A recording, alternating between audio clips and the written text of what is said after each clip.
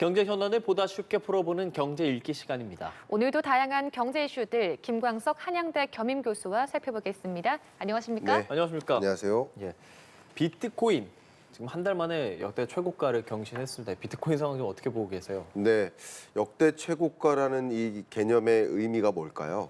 어떤 시점에 비트코인을 투자하셨어도 모두가 손실이 아닌 수익을 보고 있다라는 의미가 되겠죠. 그렇네요. 그래서 비트코인에 투자하신 그 역대 어느 시점에 투자하셨던 분도 어쨌든 투자하신 분은 웃고 계시리라 생각이 됩니다. 자, 비트코인 가격이 이렇게 역사상 최고점을 갱신하고 있고 뿐만 아니라 이더리움과 같은 예. 그 밖에 나머지 코인들도 이 디지털 자산에 대한 관심이 집중되고 있습니다. 집중되는 이유가 여러 가지가 있어요. 여러 가지가 있지만 특히 주목되고 있는 이유 한 가지가 바로 유동성입니다. 왜냐하면 우리나라도 그렇지만 세계적으로 유동성 공급을 늘리고 있습니다. 특히 미국을 강조하지 않을 수가 없는데 여러분 아마 9월 FOMC를 많이 기대하고 계실 텐데 9월에 금리 인하 있을 거야라고 단언하고 있거든요. 많은 사람들이. 그러니까 금리를 추가적으로 인하한다. 그럼 유동성 공급이 일어난다라는 것이니까 그러면 유동성 공급이 있을 때 그 유동성이 어느 시장으로 흘러갈까 이거든요. 근데 어느 시장을 막론하고 흘러갈 거라고 볼 수 있기 때문에 상대적으로 이 변동성이 높은 위험 자산에 대한 관심이 더 뜨거워지고 있다. 그 밖에 나머지 요인들도 있을 텐데 그 부분도 또 추가적으로 설명드리도록 하겠습니다. 그 베스트셀러 책 부자 아빠 가난한 아빠 이 책을 저자한 로버트 기요사키가 이런 말을 했습니다. 주식 시장은 대폭락할 것이다. 그러니까 주식 당장 버리고 비트코인 사라 이렇게 말을 했는데 네. 이 주장에 대해서는 어떻게 들으셨어요? 일단 결론부터 말씀드리면 예. 이 주장에 대해서는 죄송한 표현이지만 같이 옆에 앉아서 말씀드리면 더 좋겠지만 네. 저는 이 의견에는 반대하는 의견입니다. 아. 예. 왜냐하면 폭락, 주식시장이 대규모 하락이 있다면 비트코인 가격도 같이 대규모 하락할 것이라고 생각합니다. 왜냐하면 이 자산 시장을 구분할 때 위험 자산이 있고 그리고 안전 자산이 있는데 예. 그 위험 자산 중에 하나가 주식 시장인 거예요. 근데 주식 시장보다 더 위험 자산의 성격이 뭐가 있을까요? 이 코인 시장인 거예요. 왜냐하면 변동성이 높기 때문에 최근에 이 비트코인 시장이 다소 안전 자산화 됐지만 안전 자산화 됐다고 해서 이것을 위험 자산이 아니라고 분류할 수는 없어요. 그런데 지금 25년 하반기 경제가 유동성 장세라고 저도 여러 차례 설명을 드리고 있는데 이 유동성 장세 앞에 단어가 붙어 있어요. 수식어가. 그게 위험한 유동성 장세입니다. 근데 왜 위험하느냐? 무리하게 금리 인하를 추진하고 있어요. 무리하게 유동성을 공급하고 있어요. 미국도 역시 부채 한도를 상향하고 더 많은 국채 발행을 예보하고 있어요. 그런 과정에서 유동성 공급은 있지만 그게 자칫 잘못되는 일이 삐걱거리는 일이 발생하면 일시적으로 대규모 주식시장의 하락이 있을 수 있습니다. 네. 그럼 대규모 주식시장의 하락이 있을 수 있는데 대규모 주식 하락이 있는 구간은 또 그 위험성이 커질 때거든요. 그러면 먼저 떠나는 시장이 어딜까요? 위험 자산으로부터 떠나는 거예요. 그러니까 유동성 장세에 대한 기대감, 금리 인하에 대한 기대감으로 위험 자산으로 돈이 더 몰리는 것처럼 역시 그 위험성이 터지면 위험 자산으로부터 돈이 회수되거든요. 네, 그런 경향도 있기 때문에 저의 의견은 당장 주식 버리고 비트코인 사라 이 의견에 대해서는 좀 맞지 않는다라고 의견을 드리고 예. 장기적으로 주식 시장보다 비트코인 시장이 더 좋지 않는가? 장기적인 그림에 있어서 그렇게 생각할 수는 있어요. 그러나 주식 시장이 하락할 때는 비트코인 가격도 더 먼저 급격히 하락할 것이라고 의견을 드리겠습니다. 그러면 이 기요사키는 왜 이런 말을 했을까? 그만큼 이 가상자산 시장이 떠오르는 것은 사실이지 않습니까? 어떻게 네. 생각하세요? 네, 그 부분 말씀드리겠습니다. 예. 그러니까 이런 여러 영역을 비트코인과 같은 시장이 있고요, 스테이블 코인이 있고요, 그리고 CBDC라는 영역이 있는데 이 전체를 디지털 자산이라고 분류합니다. 예. 그럼 이 디지털 자산 시장은 금융 산업의 패러다임 변화예요. 여러분 아날로그 시대에서 디지털 시대로의 변화가 있었죠. 최근에는 이 디지털 시대에서 또 AI 시대로의 전환이 있는 거예요. 역시 금융산업의 생태계, 금융 질서 자체가 기존의 질서가 파괴되고 새로운 질서하에 놓이게 될 텐데 그 새로운 질서를 만드는 것이 저는 스테이블 코인이라고 생각합니다. 이따가 스테이블 코인에 대해서 자세히 말씀드리겠지만 이렇게 과거에 어떤 우리가 경험했었던 금융 질서와 다른 전혀 다른 금융 질서가 형성될 것이라고 보는데 그런 관점에서 비트코인을 비롯한 여러 디지털 자산에 대한 관심, 주목 필요하다고 생각합니다. 그런데 앞에 말씀하셨던 주가가 대폭락할 테니 비트코인 사라 이것은 맞지 않는다는 거죠. 저의 의견은 이것은 무너질 때는 더 많이 무너지기도 합니다. 그렇기 때문에 위험 자산으로 분류되는 거예요. 상승할 땐 더 많이 상승하고 하락할 땐 더 많이 하락한다. 이런 큰 그림을 좀 그리시고 중장기적인 의사결정에 있을 때 주식보다는 코인이 낫지 않느냐. 실제 최근 이 자산 시장에 이미 비트코인 등과 여러 디지털 자산이 포함되기 시작하면서 많은 전문가들 혹은 많은 투자자들이 비트코인 투자 비중이 늘어나고 있어요. 주식 매수세는 좀 둔화되는 겁니까? 그러니까 주식 매수세보다 이 코인 시장에 대한 매수세가 더 강화되고 있어요. 그러니까 돈의 움직임이 실물 자산, 부동산과 같은 실물 자산에서 증권 자산 그리고 지금 말씀드린 디지털 자산으로의 전환은 일어나고 있다. 그러니까 큰 틀에서의 그런 변화는 있으니까 다만 등락을 봤을 때 등락을 함께하는 경향은 여전하기 때문에 비트코인 사기 위해 주식을 버리는 이런 움직임보다 큰 틀에서 내가 가상자산, 디지털 자산에 관심을 갖는 것이 어떨까 하는 생각으로 움직이시는 건 저도 추천드리고 싶은 마음입니다. 예, 아까 그 교수님이 잠시 언급해 주셨던 그 스테이블 코인 사실 들어도 좀 많이 어렵더라고요. 도대체 네. 무엇인지 그리고 왜 그렇게 인기가 있는 건지 좀 설명 네. 부탁드립니다. 사실 주신 질문 너무 중요하고요. 이 질문에 대해서 지금부터 30분 동안 말씀드려도 부족한 네. 질문입니다, 사실은. 그러나 예. 짧게 말씀드리려고 노력해 보겠습니다. 예. 비트코인, 뭐 이더리움 여러 예, 예. 코인 얘기들이 나오는데 그 코인 중에 하나가 스테이블 코인이야라고 생각하시면 안 됩니다. 예, 예. 굉장히 많은 대중분들이 비트코인, 뭐 이더리움 그밖에 여러 알트 코인들이 있는데 그 중에 새로운 코인 스테이블 코인이야 이렇게 생각하시는 분들이 계신데 전혀 다른 겁니다. 그렇죠, 아니죠. 일단 그것부터 말씀드리고요. 비트코인이 있고요. 근데 비트코인은 화폐로서 기능할 수 있을까요? 급등락이 이렇게 심한데 기능하기가 어려워요. 네. 그러니까 기능을 화폐로서 기능할 수 있도록 하는 디지털 화폐를 만들자. 비트코인은 더 이상 화폐가 아닙니다. 자산입니다. 급등락이 심한 자산인 거예요. 근데 스테이블 코인은 달러를 대신할 안정적, 스테이블이라는 단어가 안정적으로 가격을 유지시키자. 그렇죠. 무조건 스테이블 코인은 하나가 무조건 1달러인 겁니다. 지금 현재. 예. 무조건 1달러인 거예요. 그러니까 이것은 가격의 변화는 없는 거예요. 그러니까 이것은 화폐로서 기능할 수 있겠죠. 마치 제가 여러분께 쉽게 설명드리면 스테이블 발행 업체들이 스테이블 발행해 주세요 하면 그만큼 달러를 10달러 주면 10코인을 받는 거예요. 5달러를 주면 5코인을 받는 거예요. 1대1의 원칙입니다. 근데 이 스테이블 코인을 발행하는 업체 입장에서 발행해 주게 되면 이게 결국 마치 여러분들이 결제할 때 그냥 계좌이체로 할까 현금으로 지급할까 카드로 지급 결제할까 여러 가지 방식이 있죠. 예. 그러니까 그런 것처럼 달러로 결제할 때 스테이블 코인으로 결제할까의 개념인 거예요.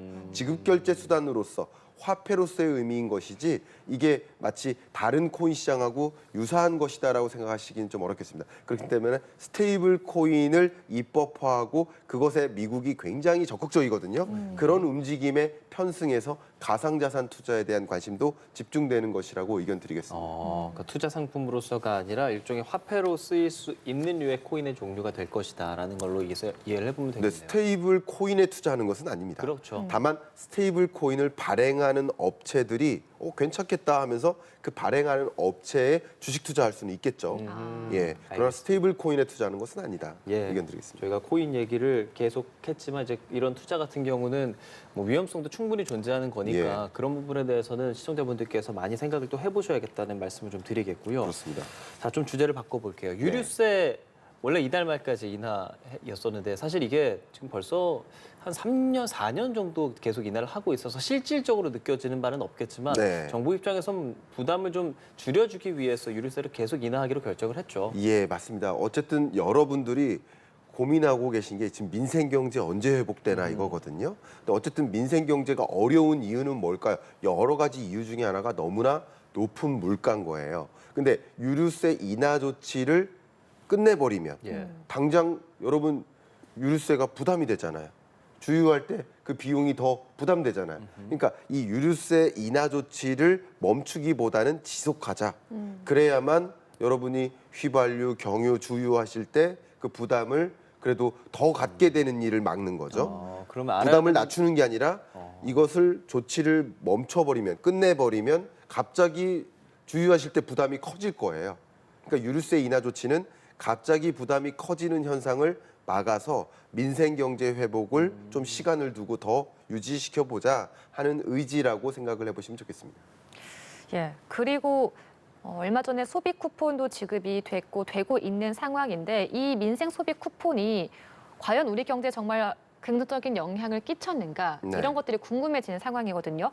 기재부가 오늘 8월 경제 동향을 발표했습니다. 긍정적인 신호가 있었습니까? 네, 말씀드려보도록 하겠습니다. 모든 정책은 긍정적인 요소와 부정적인 효과가 있습니다. 어떤 정책도 긍정적인 효과만 있는 것도 아니고 부정적 효과만 있는 것도 아닙니다. 다만 긍정적 효과를 보고 이 소비 쿠폰 정책을 도입한 거예요. 그 긍정적인 정책이 그 효과가 바로 소비 증진이죠. 예. 그러니까 8월 경제 동향이 발표됐고요. 이 기재부에서 발표된 동향을 보면 실제 민간 소비가 증가세로 전환됐다. 내수 경기가 계속 경기 하방되고 있다라는 그 표현 자체, 문구 자체를 뺨으로써 우리 한국 경제의 경기 판단을 할 때 어쨌든 자영업 경기 회복, 소비 증진이라는 효과는 분명히 있습니다. 다만 이것으로 인해 야기되는 부정적 효과도 있기 때문에 많은 분들이 이것을 가지고 고민하는 거죠. 많은 추경을 편성해서 정부가 부채를 띄얹고 소비 증진을 하는데 그게 일시적으로 끝나면 어떨까? 그리고 그만큼 많은 부채를 짊어지는데 그 부채는 누가 갚는가? 미래 세대가 갚는 거 아닌가? 하는 생각부터 갑론을박이 이어지고 있는데 특히 자영업자나 취약계층이나 저소득층 입장에서는 이 소비 쿠폰을 통해서 소비할 수 있고 자영업자는 매출을 일으킬 수 있고 어쨌든 그게 장기적일지 아닐지는 확인해 봐야 되겠지만 적어도 단기적으로는 추가적인 경기 하방을 막는 데는 성공하고 있다라고 긍정적인 효과를 먼저 말씀드리도록 하겠습니다. 예, 그렇다면 부정적인 효과에 대해서도 생각은 해보지 않을 수 없지 않겠습니까? 어떻게 네. 좀 생각하세요? 뭐 제가 의견을 드리도록 하겠습니다. 부정적 효과도 있습니다. 부정적 효과는 가장 대표적 여러 가지 말씀을 드렸습니다만 여러분 그만큼 한국 정부가 국채를 더 많이 발행하는 거예요.